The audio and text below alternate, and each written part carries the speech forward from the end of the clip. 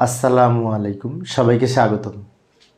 প্রিয় শিক্ষার্থী বন্ধুরা, আজকে আমি এই যে আইসিটি বিষয়ের এই ধরনের যদি লজিক ফাংশন থাকে, এটার পরিপ্রেক্ষিতে লজিক গেট কীভাবে অঙ্কন করব সহজভাবে আলোচনা করার চেষ্টা করব, অনেক সহজ। তো প্রথমে আমরা লক্ষ্য করলে দেখতে পাই এখানে এ আর বি দুটি ইনপুট, এ আর বি, আবার এখানে এ নট আছে, বি নট আবার আলাদা আলাদা আছে, তাই না? তাহলে আমরা আগে এই ইনপুটগুলো ঠিক করে নিই। এই যে এ একটা ইনপুট নিলাম, আবার আলাদা যেহেতু এ নট আছে, তো এর সাথে এখানে এটা একটু এক্সটেনশন করে এখানে নট যুক্ত করে এ নট তৈরি করে নিলাম। এখন আমরা বলতে পারি এটা এ নট। কারণ কি?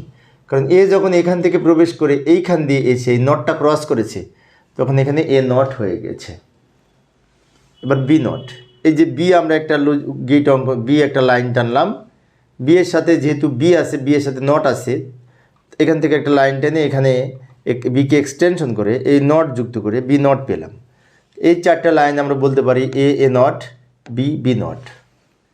এবার এই চারটা লাইন ধরে আমরা এটা অঙ্কন করতে পারবো। প্রথমে এ নট আর বি নট দুইটা মিলে যোগ হয়েছে, যোগ মানে অর গেট, অর।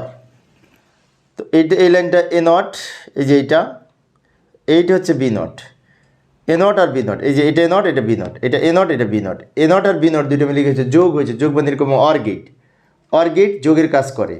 এই যে লাইনটা বের হলো, এটা হচ্ছে এ নট প্লাস বি নট, মানে কি এ নট অর বি নট। কিন্তু অনেক শিক্ষার্থীর মনে হতে পারে এই প্লাসের উপরে তো নট ছিল না, এই নটটা, এই যে এই প্রান্ত থেকে ওই প্রান্ত যে টোটাল নটটা আছে, ওই নটটার কাজ আমরা প্রথমে করব না, টোটাল নটের কাজ আমরা সর্বশেষে করব। তো আমরা প্রথমে কি করব, এই ব্র্যাকেটের কাজটুকু করলাম, তারপরে এই ডান দিকের এই অংশের কাজ করব, গুণের কাজ নিচে। এরপরে এই দুইটা মিলে যখন প্লাস করব, এটা সবার শেষে করব না, প্লাস বলতে তো অর গেট বোঝায়, কিন্তু সে অরের সাথে এই নটটা যুক্ত করে শেষেরটি হবে নর গেট। এই প্লাসের উপরে এইটা তখন দিতে হবে সবার শেষে। অর্থাৎ যদি আমরা এই ধরনের লজিক সার্কিট যখন অঙ্কন করব, লজিক গেট দেখে, লজিক সমীকরণ বা ফাংশন দেখে, তখন চেষ্টা করব সবার শেষে যেটা অঙ্কন করব, যে লজিক গেটটা, তার উপরে এই সবার উপরে যে টোটাল নটটা থাকবে সেটা অঙ্কন করতে হবে। তাহলে টোটালের অংশের উপর প্রভাব পড়বে। যেমন লক্ষ্য করি পরের অংশ, এটা অঙ্কন করবে, যে এইটা এ আর বি দুটো গুণ করে তার উপরে নট। এখন এই লাইনটা হচ্ছে এ, এই লাইনটা হচ্ছে বি, এই যে এ আর বি এই দুইটা মিলে কি হয়েছে, গুণ হয়েছে, গুণ মানে কি অ্যান্ড গেট। এখন গুণের উপর আবার নটও আছে, তাই নট দিতে হবে, তাহলে ন্যান্ড হবে। এই যে এ আর বি, এই যে লক্ষ্য করি এটা এ, এটা বি, এ বি কী হয়েছে, গুণ হয়েছে না, গুণের জন্য অ্যান্ড গেট, গুণের উপরে এই নটটার জন্য এই নটটা ব্যবহার করেছি। এবার এই দুইটা মিলে আবার কি করব, এই লাস্টে যোগ করব। যেমন এইটার ফলাফল তো পেয়েছি আমরা এই লাইনটা, এটার ফলাফল পেয়েছি এটা, এই দুইটা মিলে দুইটার ফলাফল আবার প্লাস হবে, প্লাসের উপরে নট হবে, সেটা হচ্ছে এই টোটাল নটটা। এইখানে একসাথে করে নিলাম।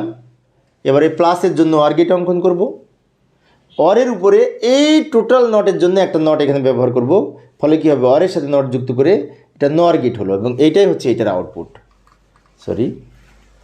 এই যে লাইনটা পেলাম, এইটাই হচ্ছে এই টোটালটার আউটপুট। ভালো করে লক্ষ্য করি, এইটা হচ্ছে এই অংশটা, এইটা হচ্ছে এই অংশটা, দুইটা মিলে যোগ হয়েছে, যোগের জন্য অর গেট, অরের উপরে নট বসেছে, তাই যে নট দিয়েছি। তো প্রিয় শিক্ষার্থী বন্ধুরা, এই ছিল আজকের আলোচনা। আমি শিক্ষার্থীদের অনুরোধে অল্প অল্প করে আলোচনা করি, যাতে শিক্ষার্থীরা বোরিং ফিল না করে। আমি একজন সরকারি কলেজের শিক্ষক, আজকে ছুটির দিন শুক্রবারে, তাই অবসর সময় ক্লাস নিচ্ছিলাম। পরিশেষে সবাই ভালো থাকবে এবং সুস্থ থাকবে, এই কামনায় খোদা হাফেজ।